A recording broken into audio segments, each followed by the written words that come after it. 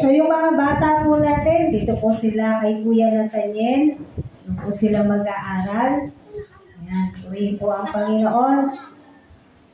At tayo po ay muling nakasamba sa pamamagitan po ng pag-awit para sa ating Diyos. Ayan. So maraming salamat po. Napakarami po nating upuan, kaya hindi occupy nyo muna yung mga walang nakaupo, no? Dami namang bakante. I-occupy nyo muna yung mga bakante nating upuan. Ayan. Sige po, maraming salamat po sa pakikiisa ninyo. At sa umaga po na to, tayo po ay manalangin na. Isa pa, batiin po natin yung mga katabi natin ng magandang umaga. Ayan. Maraming salamat.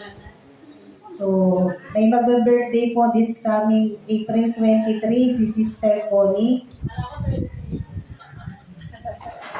Siyempre, special yun. Before, pag-pray natin po si Sister Connie po na mag-birthday this coming week, April 23. So, sige po, inanyahan ko na po ang lahat na tayo po ay manalangin na at tayo po ay magsisimula na sa ating pong gawain sa oras na to sa pamamagitan naman po ng pag-aaral ng kanyang salita. Hallelujah. Lord, maraming salamat minsan pa sa umaga na to. Salamat sa pagkakataon. Salamat po Diyos sa patuloy na pagbibigay mo po sa amin ng kalakasan, ng buhay. Maraming salamat Panginoon at patuloy na nawa, simula pa kanina, naluwalhati ka po namin sa pamamagitan po na pagsamba namin sa iyo sa awit at ngayon po'y mag-aaral kami ng iyong salita. Buksan mo ang bawat puso at ang bawat isip ng mga naririto, God, hayaan mo, banal na Espiritu, mag-usap ka sa lahat ng makapakikinig ng salita na to. Lord, ang salita mo ay tabak, matalim, nakatatalos ng lahat ng bagay, sumasagad siya sa kaibuturan, Panginoon, ng buto at kaluluwa, Panginoon. Kaya naman, nananampalataya kami na kapangyarihan ng iyong salita ay magkakabisa sa lahat ng makakapakinig nito sa pangalan mo, Panginoong Hesus. At patuloy, Lord God, saan man din aabot ang salita na to, ang tinig na to na kanila pong nauunawaan, hayaan mo, O Diyos, na ang mga tao makakaparinig din po ng iyong mga salita ay magkaroon ng pagnanasa na kumilala at sumamba sa iyo. Magkaroon sila ng pagkatakot sa iyo, Panginoong Hesus. Dahil ikaw ang may likha sa amin, ikaw ang may kakayanang gawin ang lahat ng bagay. Ikaw rin ang makagagawa ng mga imposible. Ikaw ang makapagpapatigil ng anumang mga kaguluhan sa mundo na to. Kaya ang dalangin namin, Panginoon, matuto ang mga tao na lumapit, manampalataya at sumamba sa iyo. Sa pangalan mo, Panginoong Hesus. Hayaan mo, O Diyos, ang bawat isang naririto, Panginoon, hindi po yung on and off, kung hindi magkaroon na ng commitment, Panginoon, sa pakikipag-liig sa iyo, sa pagsamba sa iyo, sa pagdulog sa iyo, sa paglapit sa iyo, Panginoon. Hindi kami lalapit ng kami may pangangailangan lamang, Panginoon. Whether meron kaming need or wala, Panginoon, hayaan mo ang bawat isa, O God, ay palaging magnais na sumamba sa iyo. Palaging magnais na makasama sa presensya mo, O God. Dahil paikli na lang paikli ang panahon, hayaan mo maramdaman ang bawat isa sa amin the urgency of the time, Panginoon. The urgency of the need, Panginoon, na ikaw ay mas lalong lumapit sa iyo, mas lalong kilalanin ka, at mas lalong sambahin ka, Panginoong Hesus. At hayaan mo, Panginoon, na makita mo, nawa, datnan mo kami. God, datnan mo kami na nagluluwalhati sa iyong pangalan. Salamat po kay Sister Connie na magse-celebrate ng kanyang kaarawan on the 23rd of this month. Lord, bless mo siya. Ano bang nais at panalangin ng kanyang puso. Lord, hindi maiksi ang iyong kamay, Panginoon, upang hindi yung ipagkaloob. Lalong-lalo na kung yung po ay nasa iyong kalooban, align with your will upon her life and her family. Alam namin, Panginoon, ipagkakaloob mo ito. Ingatan mo po siya doon sa malayong bansa, Panginoon. At naniniwala kami, Panginoon, patuloy, Panginoon, na pinagpapala mo siya sa lahat ng aspeto ng kanyang buhay. Kaya salamat po. At ang bawat isa sa amin na naririto, Panginoon, hayaan mo, Panginoon, na malugod ka maluwalhati ka, at maunawaan ng lubos ang iyong magiging kapahayagan sa oras na to. Sa pangalan mo, Panginoong Jesus, kami pong lahat ay magsasabi na Amen! Amen!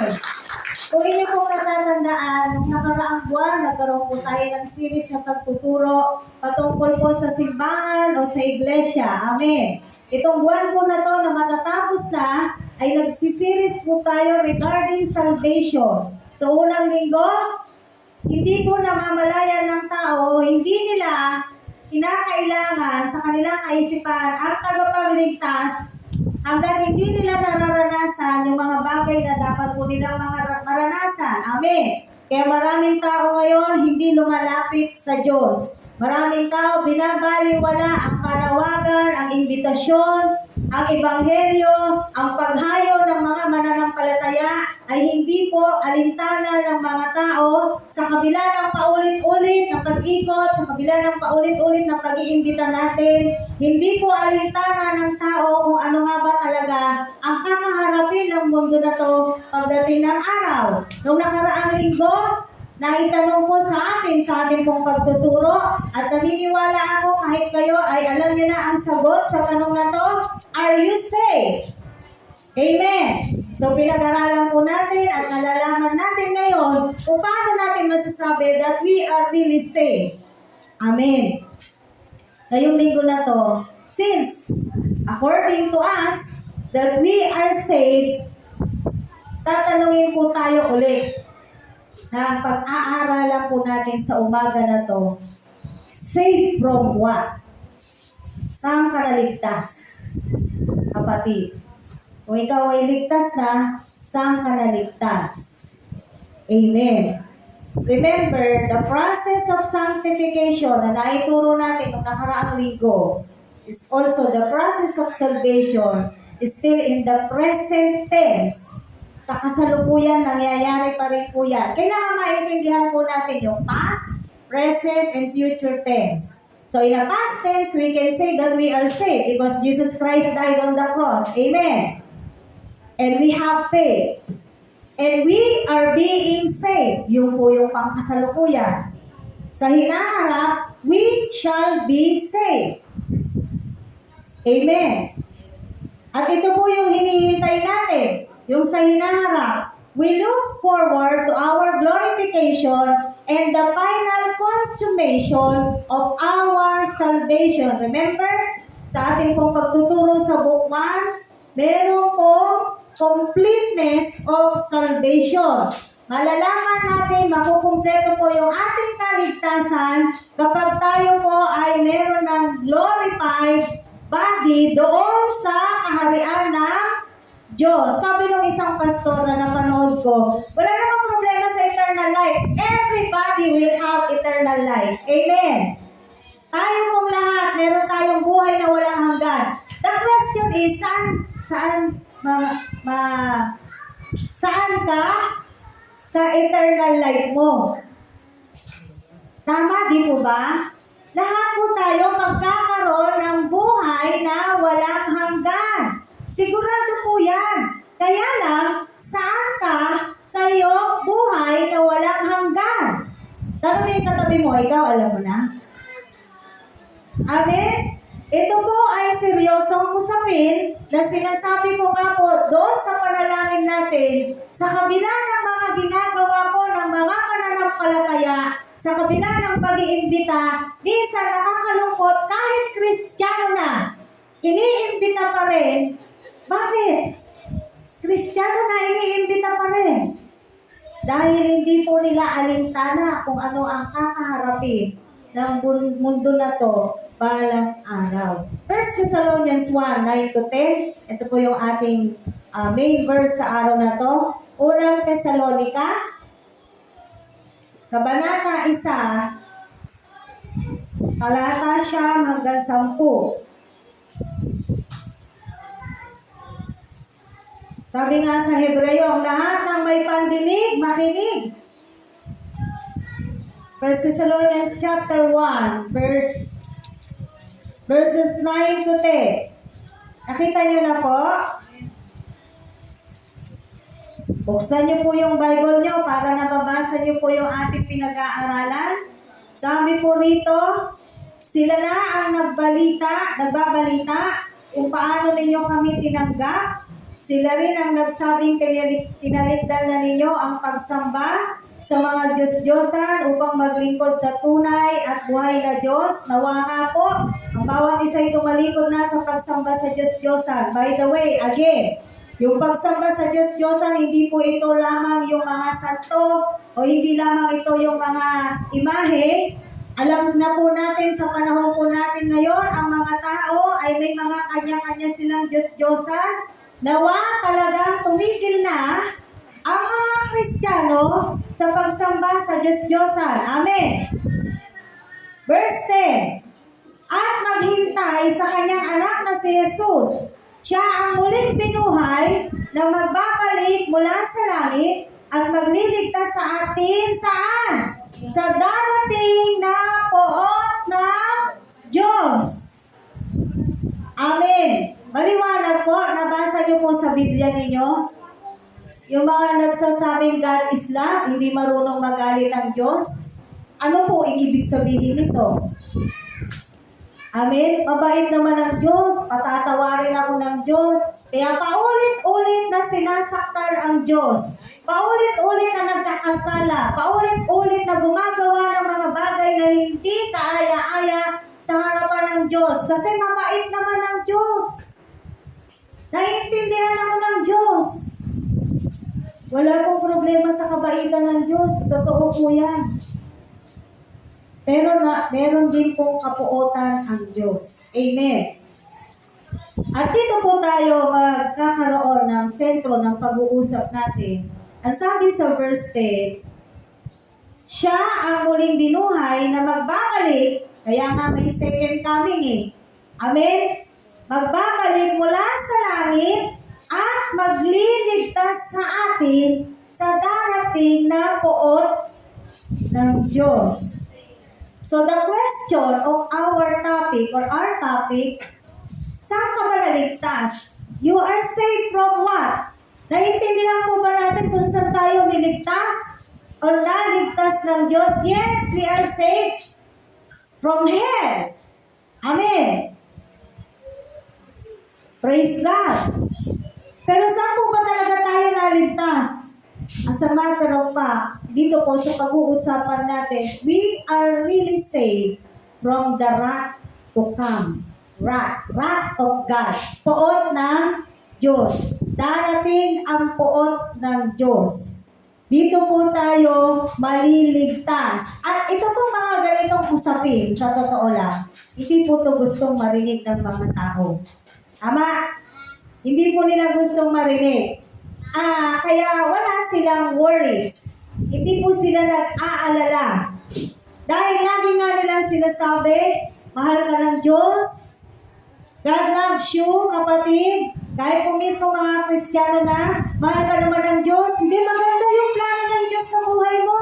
Kahit nakakausap ay hindi mananampalataya, sinasabi, hindi maganda ang plano ng Diyos sa buhay mo. Ano mo nasabi maganda ang plano ng Diyos sa buhay niya? Kung hindi siya magsisisi.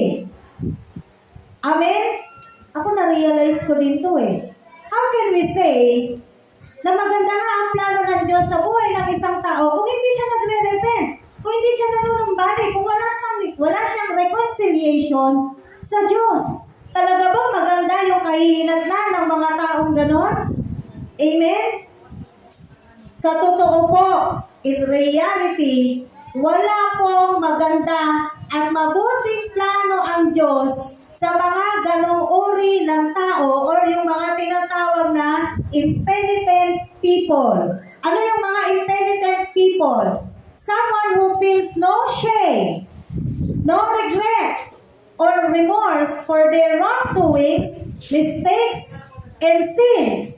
Ito yung mga tao na hindi na nahihiya, hindi sila nagpapakita ng pagsisisi, ng kalungkutan, sa kabila ng kanilang mga masasamang gawain.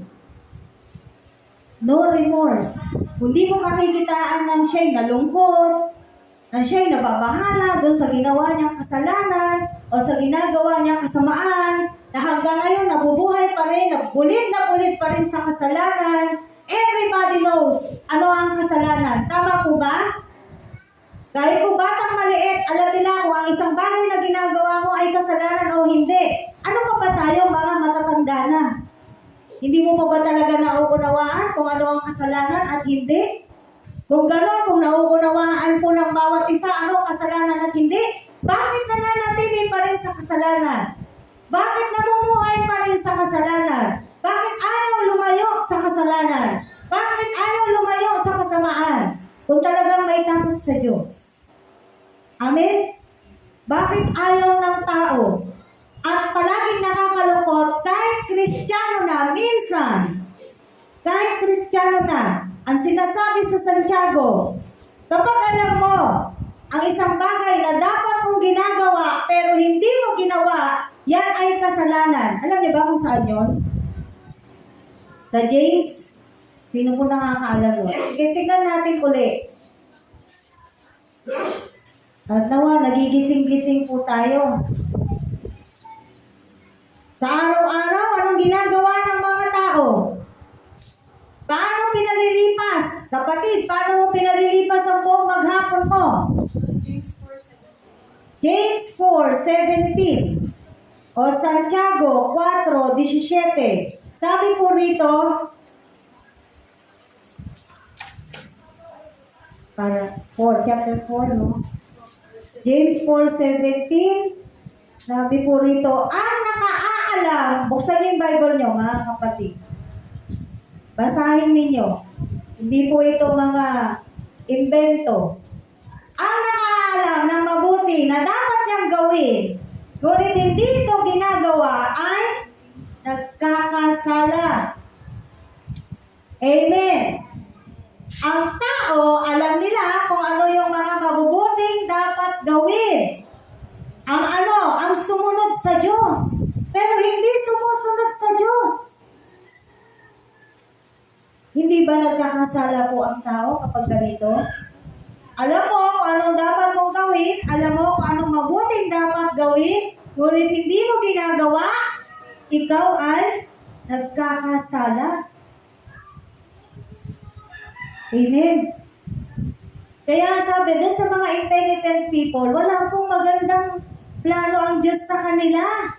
Kung hindi sila tatalikod sa kanilang kasalanan, hindi sila tatalikod sa kanilang kasamaan, patuloy na mamumuhay sa karumihan, wala pong magandang plano ang Diyos sa mga taong ganun. Amen. Huwag po tayong maniwala sa isang fairy tale. No? To such people, sa mga ganong tao, God's plan won't look good at all on the day of judgment. Dahil meron po talagang araw ng paghuhukom. Hebreo 9:27, yan po yung pinag-aralan natin nung nakaraang linggo. Kasama po itong verse na to. Hebrews 9:27, sabi po dyan, diba? Itinakda sa mga tao na minsan lamang mamatay at pagkatapos ay ang paghuhukom. Isa po ito sa haharapin nating mga tao. Kaya kung ang isang tao ay hindi po siya magkakaroon ng reconciliation sa Diyos, kung wala siyang repentance, huwag nating sasabihin na mayroong mabuting magaganap sa buhay niya, na mayroong magandang plano ang Diyos sa buhay niya. Kung hindi siya nagsisisi, hindi siya nananampalataya, hindi siya namumuhay na inilalayo ng Diyos sa kanya. Wala pong magandang plano ang Diyos sa mga ganong uri ng tao. Yun po yung katotohanan. Amen. Dahil ang isa pang katotohanan, we are saved from the wrath to come. Sa poot ng Diyos. Doon niyo po tayo iniligtas. Sa poot ng Diyos. Sabi po sa Amos 5:18-20. Amos sa English. Old Testament po yan. Amos chapter 5, verses 18-20.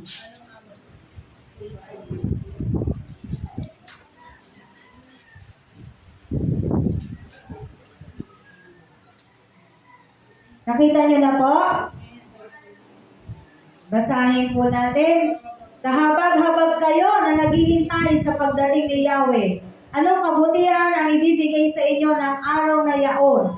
Yaon ay magiging araw ng kadiliman, di ng kaliwanagan. Para kayong umiwas sa leyon, ngunit oso ang nasagupa. O kaya'y gaya ng isang taong umuwi ng bahay, ngunit paghipo sa dingding ay tinuklaw ng ahas. Verse 20, magiging pusikit sa kadiliman at hindi kaliwanagan ang araw ni Yahweh, araw na napakalungkot at napakalagim. Nakita po natin to? This is the day of the Lord. Ang araw ng Panginoon.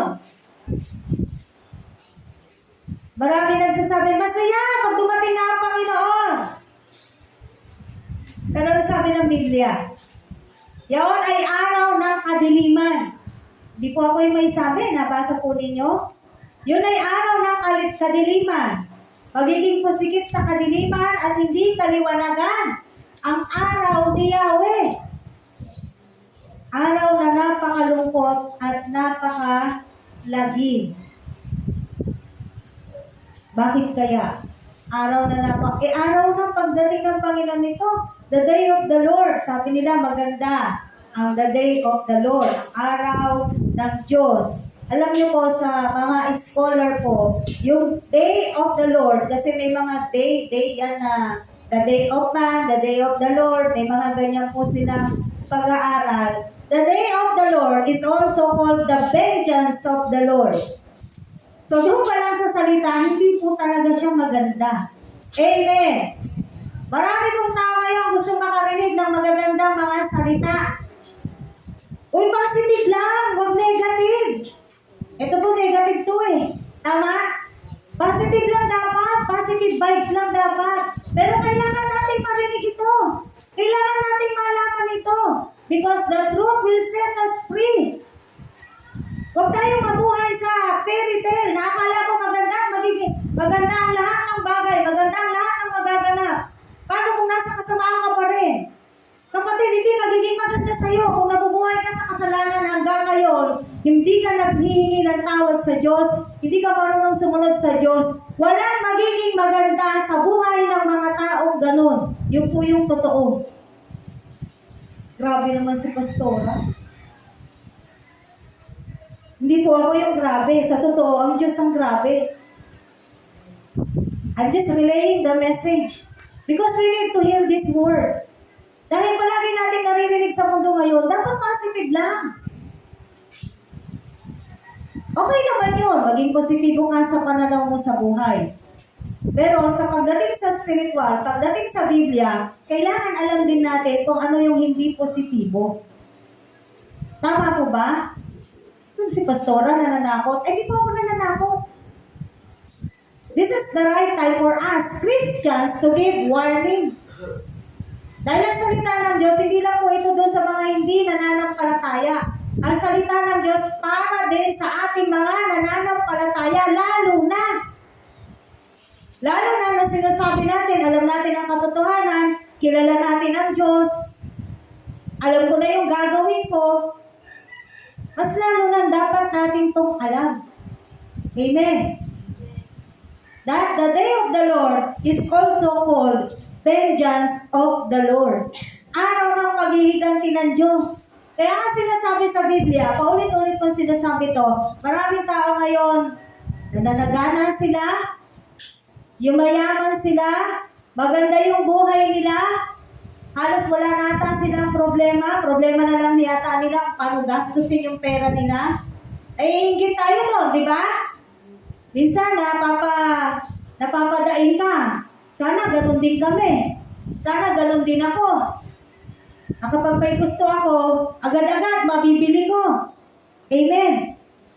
Pero doon sa mga taong ganun, na hindi naman po sila binibilang na anak ng Diyos, darating ang araw, sabi ng Biblia, makikita nating lahat, lalo na yung mga taong gano'n na hindi magsisisi, tatalikod sa kanilang kasalanan, makikita natin ang malaking kaibahan ng mga mabubuti at masasama. Amen. Doon natin malalaman. Ngayon, hindi pa natin masyado inaalintana ng tao eh. Tama po ba? Hindi nila alintana, ano ba talaga yung darating? Hindi alintana ng tao, ano ba talaga yung kanilang kahihinatnan? Kapag hindi po sila nagkaroon ng kaugnayan at personal na relasyon sa Diyos at wala pong repentance sa buhay po nila, hindi nila alam ano talaga yung kanilang kakaharapin. Napakasimple na lang nila sabihin, kung sa impyerno ka punta, di sa impyerno. Ganun na lang kadali sa mga tao magsabi ng ganyan. Kung doon ako, di doon ako. Ikaw, gusto mo ba? Tanungin mo ay katabi mo, gusto mo ba doon? Bidong ka. Diba? Pero, wala pong taong gustong pumunta sa impyerno. Tama? Walang taong gustong pumunta sa impyerno. Pero, saan papunta yung buhay nila? Ikaw, ayaw mong pumunta sa impyerno. Saan papunta yung buhay mo? Kahit mga nasa loob dito sa atin, wala namang gustong pumunta sa impyerno eh. Tama ba? Pero saan papunta buhay mo?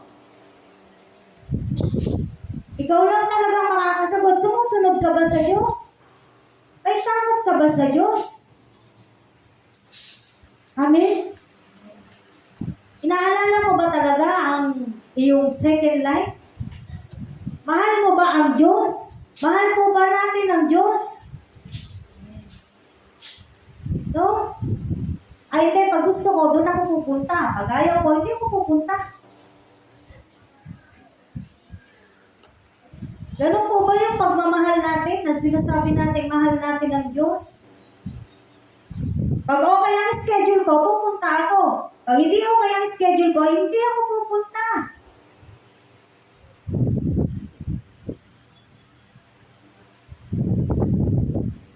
Yun po ba talaga yung pagmamahal na sinasabi natin sa ating Diyos? Kaya nga mga Kristiyano, bumalik kayo doon sa pinag-aralan natin nung nakaraan. Are you saved? Hindi po natapos yung kaligtasan doon sa pananalangin ng pagtanggap. Uulitin ko, kahit nanalangin ka ng gano'n, kung hindi ka naman nabubuhay para sa Diyos, that prayer is useless. Because that prayer must have fruit. Kailangan magbunga. Yung sinasabi mo, tinanggap mo si Kristo, nananampalataya ka kay Kristo, merong bunga dapat po yung mga bagay na yun. Tama po ba? By the way, we cannot mock God. Hindi po natin siya maluloko. Kung merong nakakakilala sa atin ng lubos, ang Diyos po yan. Pwede tayong maglihim sa isa't isa ngayon, pero sa Diyos, wala po tayong maitatago.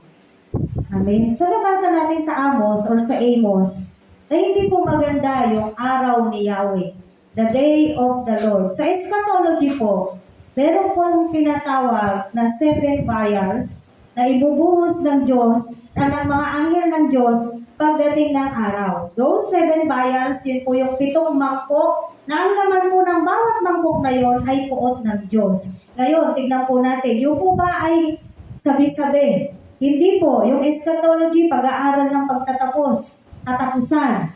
No? At sa kanila pong pag-aaral, makikita po yon sa Revelation. Buksan po natin, isang halimbawa lang. Revelation 16 verse 2. The 7 vials, nandiyan po lahat yan. Basahin nyo na lamang po sa inyong mga tahanan.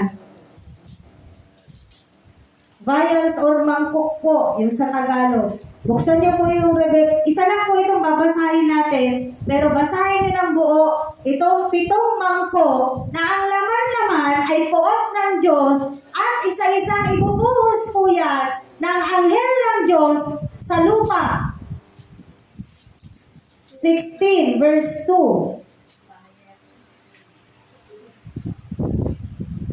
Nakita nyo, may subtitle yan, ang mga mangkok ng puot ng Diyos. 16 verse 2. Pumayo ang unang anghel at ibinuhos sa lupa ang laman ng dalayang mangkok. Dahil dito'y nagkaroon ng mahahapdi at nakapandidiring sugat ang mga taong may tanda ng halimaw at sumamba sa kanyang larawan. Amen. And then, if you're going to read through chapter 16 of Revelation, mababasa niyo po dyan kompleto ano-ano yung laman ng mangkok ng poot ng Diyos na isa-isang ibubuhos ng anghel ng Diyos sa lupa.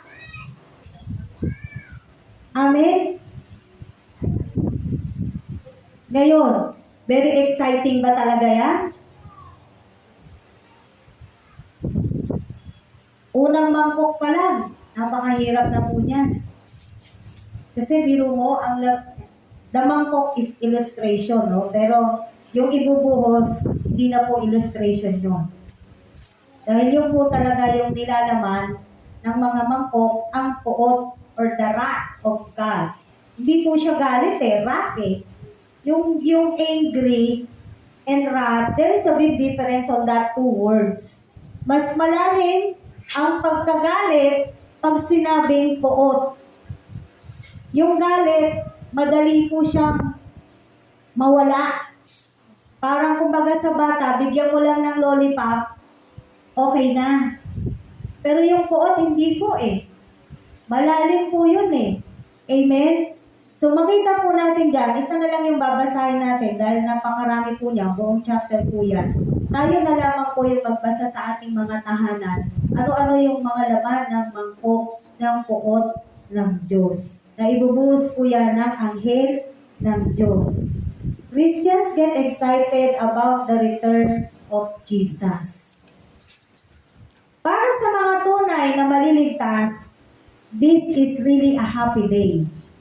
Amen. Sa mga tunay na maliligtas, happy day talaga to. Masaya talaga to ang pagdating ng ating Panginoong Jesus. But for those who are unsaved, para doon sa mga hindi maliligtas, this will be the worst calamities na mararanasan ng mga taong hindi maliligtas. The worst, pinakamasamang kalamidad na mararanasan ng tao. Kung babasahin niyo po ang pahayag, diyan po nakasulat ang mga tao gusto nang mamatay, hindi pa sila mamatay-matay.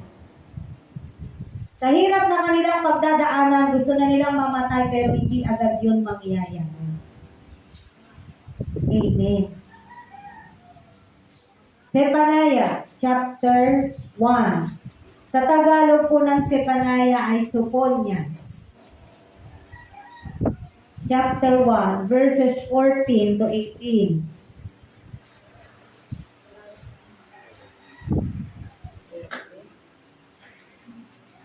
Kita niyo na po yung Sophonias.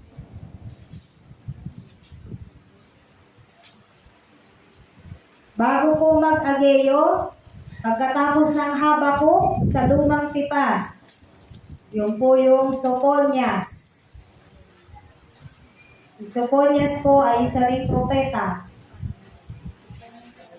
Chapter 1, verses 14 to 18. Ako, Sophonias, chapter 1, verses 14 to 18. Kita niyo na po? Basahin po natin. Malapit na ang dakilang araw ni Yahweh at mabilis na dumarating. Kapaitan ng dulot ng araw na iyon. Ang matapang ay mapapaiyak ng malakas. Iyon ay araw ng kapuotan, kaligaligan at pagdadalamhati. Araw ng pagkasira at pagkawasak. Araw ng kadiliman at kalungkutan. Araw ng lagim at makapal na ulap. Sa araw na iyo'y aalingaw-ngaw ang tunog ng trumpeta. Ang sigawan ng mga sumasalakay ay mangingibabaw sa mga kuta ng lungsod at sa nagtataasan niyang muog. Verse 17. Pahatan ko ng matinding kalungkutan ang mga tao, ano pat nalakad sila na parang bulag, sapagkat sila ay nagkasala laban kay Yahweh. Mabubuhos na parang tubig ang dugo nila, at ang bangkay nila ay mangangalat na parang basura. Verse 18. Hindi sila maililigtas ng kanilang salapi o ginto sa araw na yaon ng poot ni Yahweh, matutupok sa apoy ng kanyang mapanibughong poot ang buong sanlibutan, sapagkat bigla niyang lilipulin, sino? Ang lahat ng nananahan sa lupa.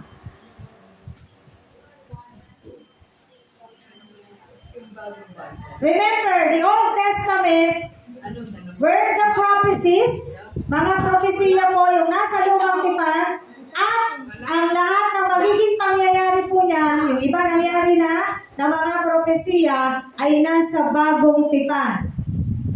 And we know that we are in the New Testament time. Amen. At kahit po ito, kailan pa ba nasulat ang Biblia? Pero sabi rito, nung ito po'y sinulat, malapit na ang dakilang araw ni Yahweh at mabilis na dumarating. At totoo pong napakabilis. Tingnan ninyo, kailan lang 2026? Ngayon matatapos na naman ang buwan ng Abril. Tama po ba? Matatapos na uli, mga kalahati na po tayo sa taong 2026. Tapos anong ginagawa ng mga tao? Papetiks-petiks lang. Tingnan mo, share mo ng salita, imbitahan mo, ayaw. Sabihin mo, dumalo ka sa gawain. Hindi, may ginagawa ako eh. Di po ba? Sabihin mo, dumalo ka, gawin mo to. Mga manggagawa ng Diyos, lalo na. You're calling yourself a worker, a servant of God. You must be here. Dapat nandito ka kung kailangan ka ng Diyos dahil hindi kayo manggagawa ng Diyos. Tama po ba? Huwag na natin hintayin yung schedule ko, hindi ko schedule, hindi.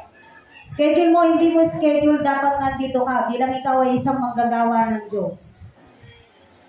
Bilang ikaw sinasabi mo, disipulo ka ni Kristo. Bilang ikaw ay alagad ni Kristo. Wala nang schedule. Kukunti na nga lang yung panahon natin.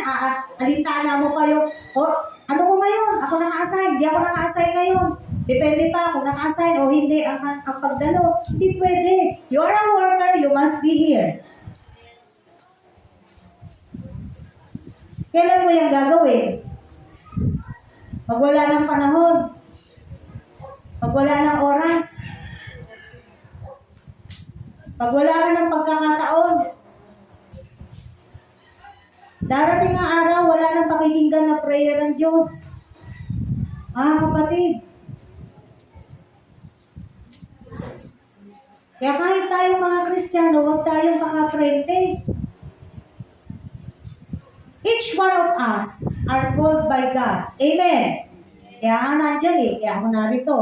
Bawat isa sa atin tinawag ng Diyos. At ang pagkatawag ng Diyos, meron po siyang layunin, bakit niya po tayo tinawag.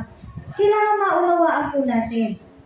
Bakit tayo tinawag ng Diyos? Because hiniran tayo ng Diyos, and then God is preparing us and equipping us para sa mga mabubuting gawa. Again, ano yung mga mabubuting gawa na yun? Yung mga gawain na ginagawa ng isang Kristiyano para sa kanyang tagapagligtas, para sa kanyang Diyos. Bilang sinasabi natin, tagasunod tayo ni Kristo, nandito si Kristo, ganitong dapat gusto ni Kristo, ito dapat natin ginagawa. Tagasunod ka ni Kristo, di ba? Tama? Alagad ka ni Kristo, sabi mo. Ito dapat, kung nasaan naroon ang gawain ni Kristo, nandun ka. Amen.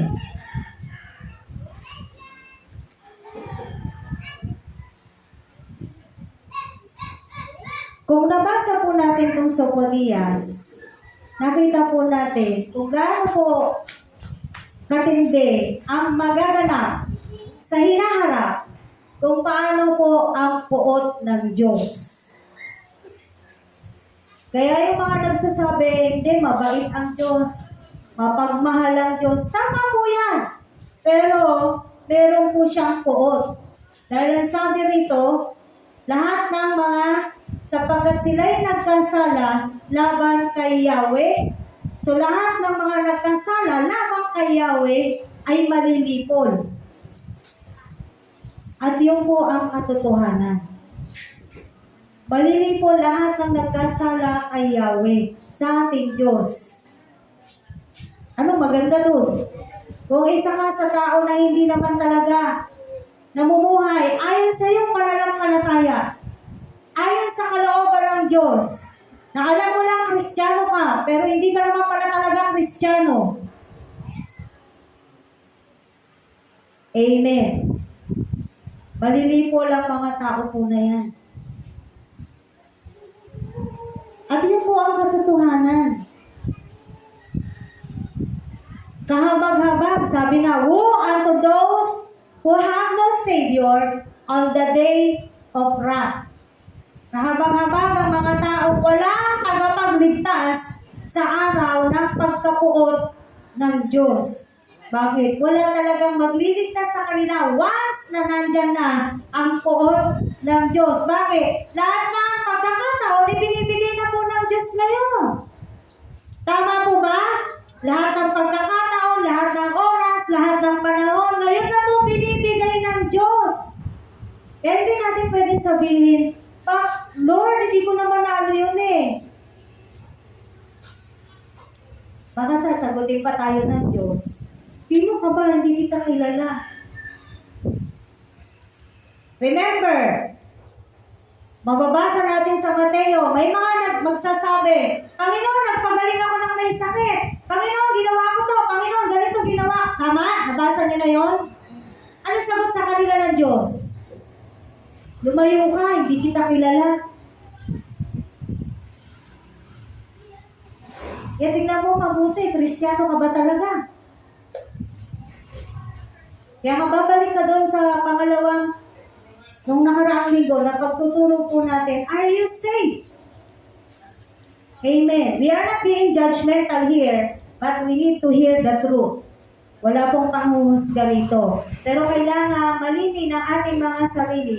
Paano ba tayo namumuhay araw-araw? Paano ba talaga natin tinuturing ang ating Diyos? Paano ba talaga natin minamahal ang ating Diyos? Paano ba tayo tumutugon sa ating Diyos? Bilang tayo'y kanyang mga tinawag. Amen. Pero sa kabila ng mga ito, mga kapatid, na mga pinag-aralan po natin, ang puot ng Diyos ay darating. Meron pa rin namang good news habang may time pa. Tama po? Wala pa ang Panginoon, kaya may pagkakataon pa rin po tayo, may pagkakataon pa ang maraming tao, no? Na hindi pa tumatanggap, nagsisisi sa kanilang mga kasalanan, na hindi pa nababago ng salita ng Diyos, may pagkakataon pa po tayo. Luke 2:11, Lucas 2:11. Ito pong verse na to, palagi po itong ginagamit kapag ka December, yung araw ng Pasko.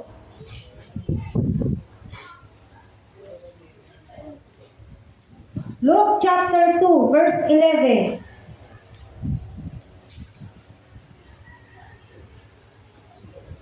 Excuse lang po.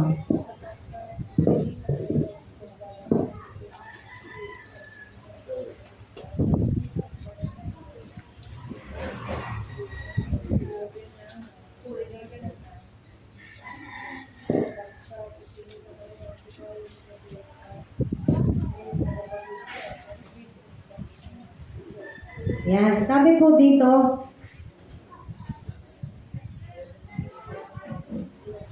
yan, ganito po nila naaalala si Kristo. Pero yung essence ng mensahe nito, napakaganda. Luke 2:11. Sapagkat isinilang ngayon sa bayan ni David ang inyong tagapagligtas, ang Kristo, Panginoon. The reality is, mga kapatid, meron tagapagligtas. At meron po tayong Diyos. Andiyan po ang ating Panginoong Jesus. Kailangan po natin ng shield. Amen. Kailangan po natin ng shield. At ang nag-iisang makapagbibigay ng shield na yan o proteksyon sa darating na puot ng Diyos ay walang iba kung hindi ang ating Panginoong Jesus. Amen. Ito po, dito na makikita talaga yung kaibahan ng anak ng Diyos at hindi anak ng Diyos. Why? Yung pong shield na sinasabi natin na magmumula sa Panginoong Jesus po natin, this is the covering of the righteousness of Jesus Christ that is in us. Remember?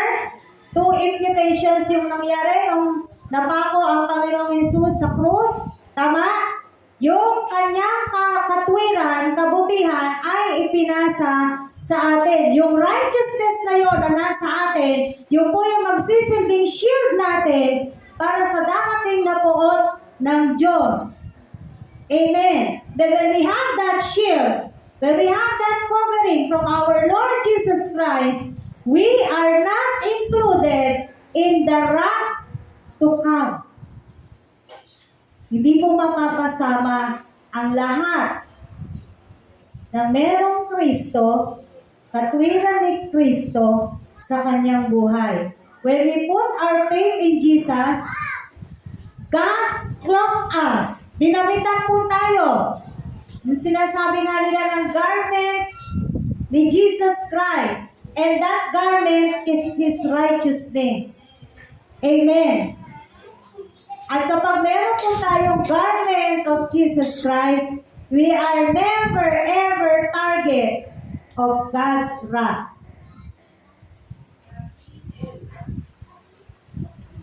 Kung meron tayo nun. Amen.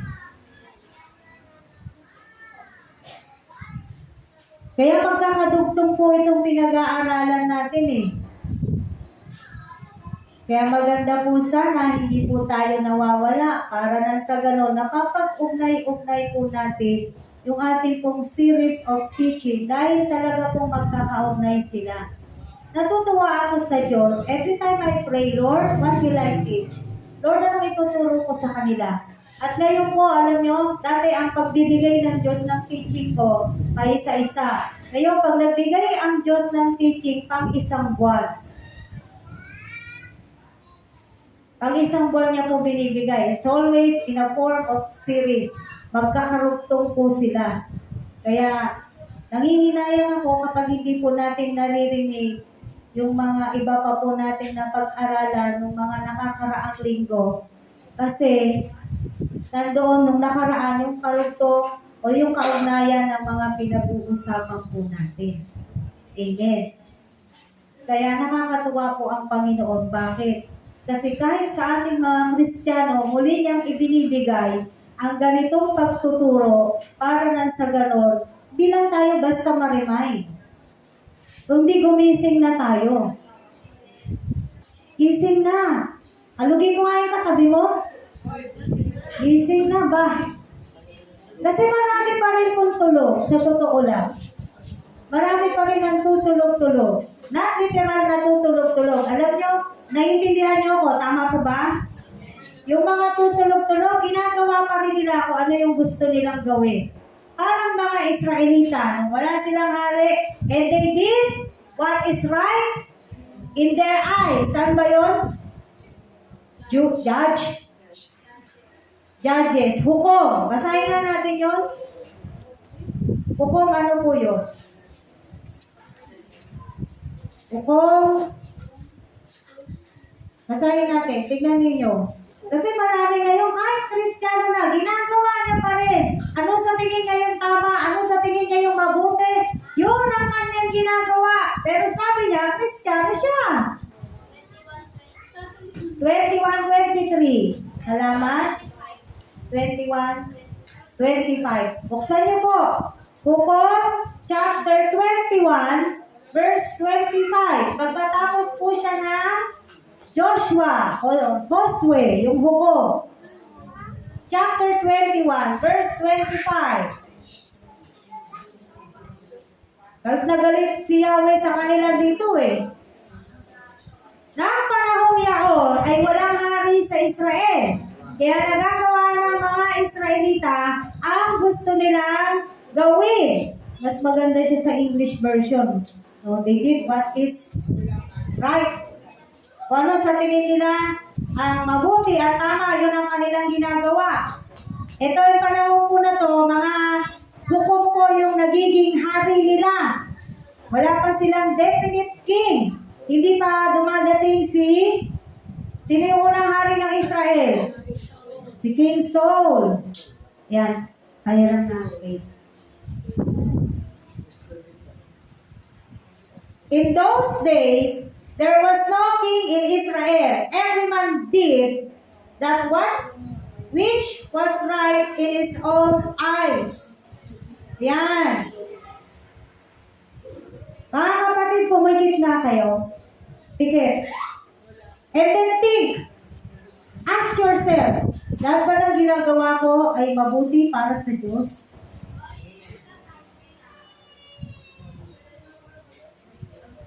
Palagay ko'y mas marami yung hindi. Tama? Even if you have a king right now, we have a king right now. Tama? We have our king. We have our Lord. But the Christian is still doing what is right in their own eyes. Sinusunod ang sarili, hindi ang Diyos. Buti pa itong pwede ko pang pangatwiranan yung mga Israelita. Wala kasi silang hari. Eh ngayon may hari tayo. May Diyos tayo. May Kristo tayo. Pero anong ginagawa ng mga Kristiyano? Ginagawa pa rin kung ano sa tingin niya ang tama. Tama ba na ubusin mo ang oras para sa sarili mo? Amen? Araw-araw binibigyan po tayo ng pagkakataon ng Diyos na mabuhay para nang sa ganon, yung buhay natin na to, gamitin natin para sa Diyos. Ginagamit mo ba para sa Diyos ang buhay mo, kapatid? Ikaw talaga makakasagot niya. Amen? Araw-araw, binibigyan tayo ng pagkakataon ng Diyos para magawa natin kung ano yung mabubuting gawain. Ginagawa mo ba, kapatid? Yung dapat na ginagawa mo bilang sabi mo, Kristiyano ka. Tama po?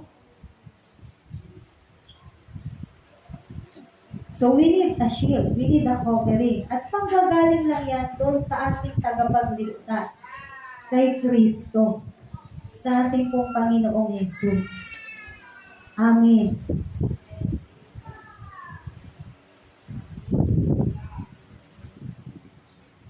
I really hope and pray na nangungusap sa inyo ang banal na spirito, lalo na kung manggagawa ka na, kapatid. Hindi pwedeng manggagawa nandito lang paglinggo. Dahil ang gawain po ng Panginoon araw-araw. Wala na nga tayong gawain dito araw-araw eh. Tama? Wala po tayo dito araw-araw. Although ang gawain ng isang Kristiyano para sa kanyang Diyos ay araw-araw. Kapag ka merong gawain, bilang ikaw ay manggagawa, dapat nandito ka.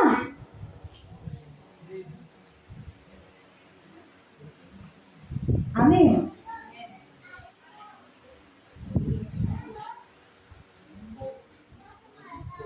Nawa po, napapag-isip-isip po tayo. Bawat araw na binibigay sa atin ng Diyos ay mahalaga. Kung bawat pagkakataon ay sinasayang po natin, tayo po ang nawawalan. Ang Diyos hindi. Dahil siya ay Diyos na. Ulitin natin, sino bang may kailangan ng kaligtasan? Tayo. Bakit parang ang lalakas ng loob ng mga Kristiyano? Ikaw, tayo na yung may kailangan sa Diyos, pero tayo pa yung malakas ang loob na gumawa ng mga bagay na halos lahat ng ginagawa natin ay hindi naman talaga para sa Diyos. Tama po ba? No? Meron po ba kayo nashiran na tao sa loob ng isang linggo? May nabahaginan po ba kayo? Diba, hindi nyo naalintana yun? Except dun sa mga humayo ng Biyernes. Diba yung pinag-usapan natin ngayon, baka hindi nyo nga naaalala yun eh. Baka hindi nyo nga naisip po yun eh. pag hindi naaalala at hindi naiisip gawin, wala dito. Tama? Dinala lang dito, pinalabas sa kabila. Dahil kung ang bawat salita na alam mo mahalaga para sa Panginoon at yan ay nasa puso mo, hindi mo yan makakalimutan. Bakit? Mahal mo ang Diyos eh. Tama po ba? Kayo ba nakakalimot kayo sa mahal nyo? Di ba hindi? Alam mo kailan ang birthday ng mahal mo. Oh. Tapos nag-iisip ka pa, ano yung pinakamagandang maipagkakaloob mo sa mahal mo. Every Sunday, do you think what will be the best offering that I can give to my Lord? Do you think that? Di ba hindi? Paano tayo sumasamba sa Panginoon? Mga kapatid, just the way it is. Kung paano yung flow, ganoon. Ganon tayo sumasamba. Anong pinagkaiba natin dun sa pumapasok lang sa simbahan, tapos tayo na akala natin Kristiyano tayo, yung pala, pumapasok ka lang din sa church na to, sa building na to, hindi, wala naman palang pagkakaiba. Why? Because you still do, nasa tingin mo, iyon ang tama. Yun ang dapat mong gawin. Yun ang ginagawa mo. Nasaan ang tinatawag nating sacrifice for the Lord? Amen? Kaya mo ba talagang magsakripisyo para kay Kristo? Bilang ikaw ay isang alagad ni Kristo, kaya mo ba talagang mamatay para kay Kristo?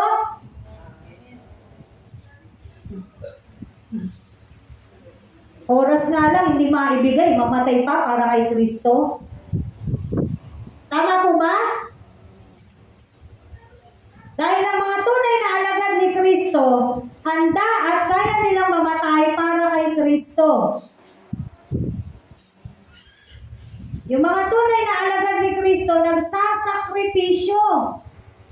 Dahil gaano kahirap yung kanilang napapagdaanan, tignan mo, ginagawa pa rin nila kung ano ang sinasabi ng Diyos sa kanila. Kung anong kautusan ng Diyos, ginagawa pa rin sa kabila ng kanilang mahihirap na pinagdadaanan sa buhay. Amen. Para sa mga hindi po mananampalataya, the day of the Lord is a day of darkness with no light in it. Wala pong kaliwanagan. Huwag kayong magsasabi sa tao na hindi pa kumikilala sa Diyos, ni hindi gusto magsisi, ayaw lumapit sa Diyos at sasabihin mo, may magandang plano ang Diyos sa'yo. Walang magiging magandang plano ang Diyos sa mga taong ayaw magsisi. Sa mga taong ayaw lumapit sa Diyos, walang magandang plano. Do not give false hope. Magkakaroon ng magandang plano ang Diyos sa buhay ng isang tao kung siya'y magre-repent at sasampalataya at susunod sa Diyos. Yun, may magandang plano ang Diyos doon. Amen. Pero doon sa mga ayaw lumapit sa Diyos, ayaw magsisi, ayaw tumalikod sa kanilang kasalanan, kasamaan, wala pong magandang plano ang Diyos sa mga taong gano'n. Gusto ko lang pong maging maliwanag ito. Baka kahit tayo, nakapagbibigay tayo ng false hope sa mga kinakausap natin. May magandang plano ang Diyos sa iyo. Pag tinanong ka talaga, ano ba magandang plano ng Diyos sa akin? Baka hindi ka makasagot. Amen. So para sa mga hindi po nananampalataya, the day of the Lord is a day of darkness. Para naman doon sa mga nananampalataya, the day of the Lord is a day of light. Tama po yun. With no darkness in it. Walang diliman. Doon sa mga ligtas. Doon sa mga nagmamahal sa Diyos. Doon sa mga sumusunod sa Diyos. Now let's go back to the question last week. Are you saved? If you are saved from what? You are saved from the wrath to come. Amen. Tayo po ay maliligtas sa darating ng poon ng Diyos. Dahil mahirap pong ganasin, sabi nga dun sa mga binasa nating verse kanina, yung mga matatapang iiyak. No? Kaya tayo po, nagpapatuloy din tayo sa paghahayag, pagbabahagi ng salita ng Diyos. We keep on reminding people, even Christians, we keep on reminding, we keep on inviting, attend kayo dito, attend kayo dito, attend kayo dito. Dahil sa inyong pag-attend, sa ating pong pag-attend, tayo po ay nagkakaroon ng kalakasang spiritual. Hindi po kayo pinapa-attend para sa attendance. Kaya kayo pinapa-attend para sa kalakasang spiritual. Dahil sabi sa Efeso, nasa ganon sa darating ang panahon na ikaw ay mahihirapan, meron kang lakas. Tama po? Meron kang lakas na may panlalaban sa iyo mahirap na sitwasyon. Put on the full armor of God. Ano nga ba yung armor ni God? Oh, hindi alam. Bakit? Wala eh. Wala sa puso.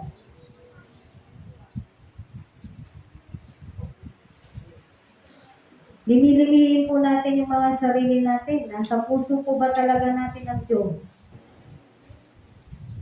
Or you're just going on with the flow? Kasi kailangan, ito raw gawin ko, kaya gagawin ko to. Kasi kailangan mag-training, kaya magte-training ako. But if it's not from your heart, wala pong bunga yan.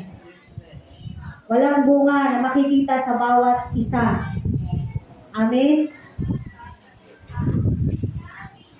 Kaya naman, huwag po tayong magtataka kung hanggang ngayon hindi po napupuno itong SCN. Although we keep on praying, na merong mga uupo dyan, na mga tao na sasampalatayan, sasamba sa Diyos, who will work for it? God? Ang Diyos, sino gusto natin gumawa at gumalaw? Ang Diyos ba? Utusan natin siya? Kanino po trabaho yun? Kanino? Sa atin. Tanong, ginagawa mo ba? Tapos gusto natin dito, marami tayo. SCM, di na dumami-dami. Ilang taon na ako dyan, ganyan pa rin yan. Bago ka magsalita nun, tanongin mo yung sarili mo. Kasama ka ba? Gumagawa ka ba? Nakikiisa ka ba? Tama. Kasi minsan, kahit yung mga taga dito na, sila yung nawawala. Again, if you are being hurt with the truth, tanggapin po natin. Because if you are really a servant of God, kung tunay kang lingkod ng Diyos, you will not take it personally. Because you will examine yourself, Lord, baka ganun na po ako. Ayoko pong maging ganun. Tulungan mo po ako. Lord, ano na nga ba yung mga ginagawa ko? Baka hindi mo nakikita yung mga ginagawa ko. Baka hindi mo nakikita o namamalayan yung pinag-uubusan mo ng oras. Humingi tayo ng tulong sa Diyos habang may panahon pa. Habang may pagkakataon pa pa, kapatid. At ako, habang may pagkakataon pa po tayong lahat. Amen. Dahil hindi po biro yung puot ng Diyos na darating. Dahil kung hindi po tayo mapapasama sa ganitong kaligtasan, isa po tayo sa makakatanggap ng puot ng Diyos. Amen. At nawa din, yung mga taong binabahagi na po natin ng salita, patuloy po natin silang ipanalangin na sila po talaga ay mangusap ang Diyos sa kanila, lumambot po yung puso nila, dahil marami nga pong tao ngayon ayaw lumapit, ayaw pong ilala sa Diyos. Pag ganito na yung sasabihin mong gawain, tinatamad na. Tama po ba? Tinatamad na. Ayaw ng ganitong gawain. Bakit? Boring naman dyan. Anong hanap ng tao ngayon? Excitement. Kapag may makukuha sila dito na material na bagay o anumang bagay yun, tingnan mo, siguro pag ano tayo dyan, lahat po ng atin makakatanggap ng 5 kilong bigas, baka magkulang yung upuan natin dyan. Tama? No?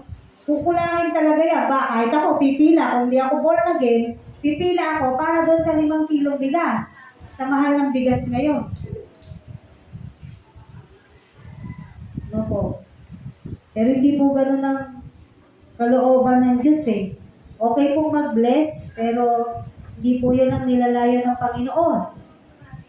Namamahalin mo siya galing sa puso.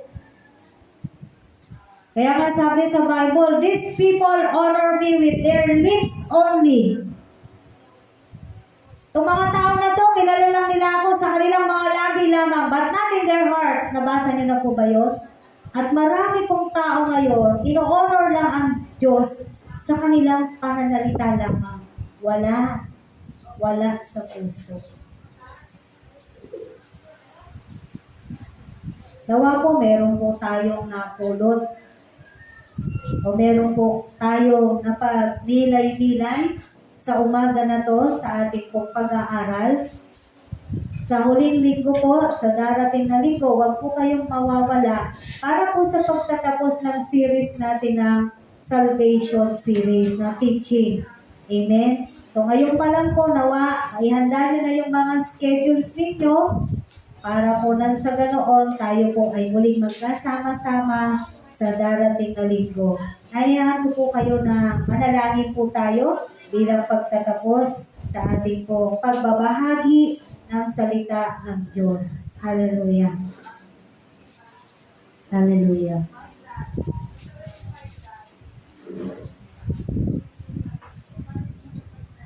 At minsan pa, hinihiling ko po ang bawat isa na pumikit at magnilay-nilay po sa kanyang buhay. Ikaw kapatid, tanungin mo yung sarili mo. Saan ko ginugugol ang marami kong oras? Gaano karami yung ibinibigay ko sa Diyos? Ako ba talaga'y ligtas na? Ako ba talaga'y sumusunod kay Kristo? Ginagawa ko ba kung anong gusto ng Diyos ko?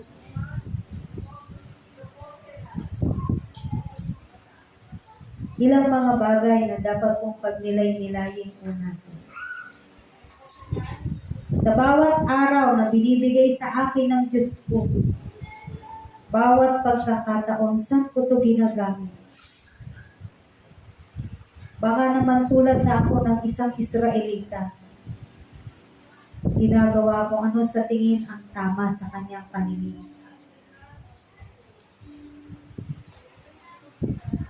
Baka naman akala ko rin Kristiyano ako. Kasi ang Kristiyano, nagsasakripisyo para kay Kristo. Dumadanas ng anumang kahirapan para kay Kristo. Ang Kristiyano naglalaan ng oras para sa kanyang tagapagligtas. Ang Kristiyano marunong sumunod sa kanyang tagapagligtas.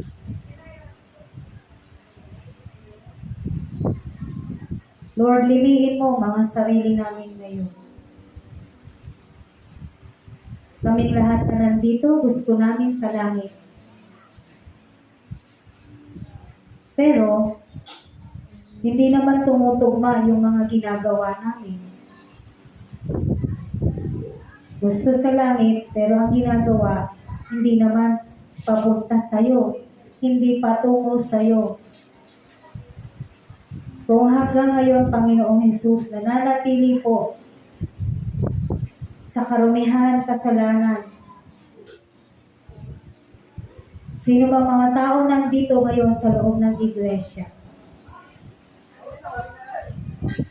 Nawa, O Diyos, nagkaroon ng pagsisisi o magkaroon ng pagsisisi at magkaroon ng desisyon ang pagtalikod sa lahat ng kasamaan, sa lahat ng karumihan, sa lahat ng kasalanan.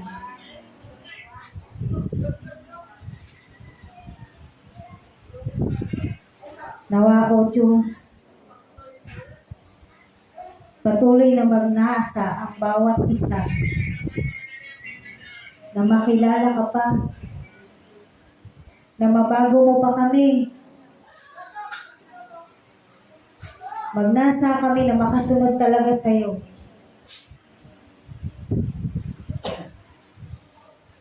Mga kapatid, check our heart.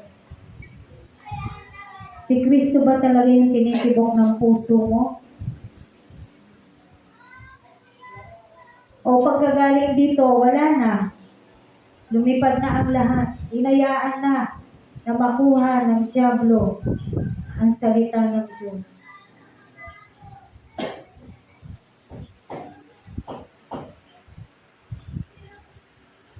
Hallelujah.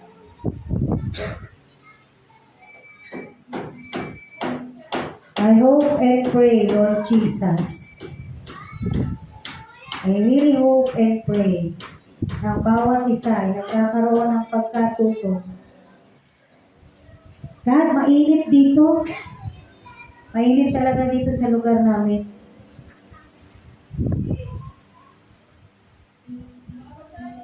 Mainit, hindi po kami nakakatagal sa init. Nagkakaroon po ng sakit ang iba. Sobrang init.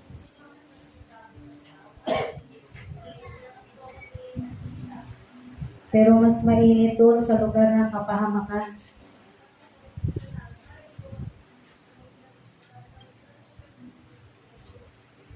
Kaya dalangin namin, God, pag nasa ang bawat isa, tunay na pag-ibig sa iyo, O Diyos.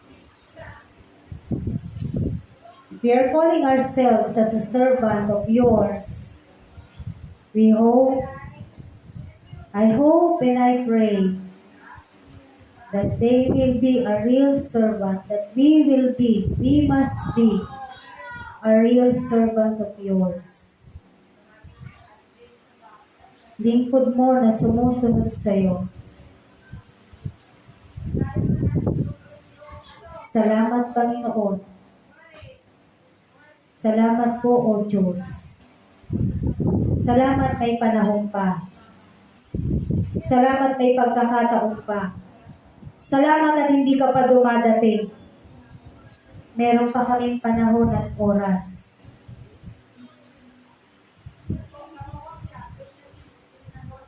We hope we can use our time wisely. Na bawat araw na ibibigay mo sa amin simula sa araw na to, O Diyos, magamit namin ang may karunungan nagmumula sa iyo. Magamit namin para sa iyo, dahil sa iyo at sa pamamagitan mo. Because that's how you created us, Lord God. The reason why we exist, the reason why you created us, Lord God, it is for you alone. Through you, O Diyos. Yun ang sinabi mo sa salita mo. Hindi kami nag-exist sa mundo na to para sa mga sarili namin, God. Kung hindi para sa iyo. We really hope and pray, God. Revival will come in this church. I hope the restoration, regeneration, and revival will come near in this church. Hallelujah. Salamat po, Panginoon. Nakikita mo kami, God. And we cannot hide anything from you. And you know us very much. Kilala mo kami, Panginoon. Kaya naman, God, thank you for choosing us. Thank you for calling us. Tawa, O God, magpagamit kami sa iyong banal na kaharian. Salamat, maluwalhati ka po sa buong maghapon ang gawain na to, God. Wala kami ibang nais, kundi itaas ka. Maging masaya ka sa amin. Wala kami ibang nais, kundi ipagmalaki ka, Panginoong Jesus. Dahil ikaw po ay tunay na Diyos, wala nang iba. Salamat po, Jesus' name. Amen.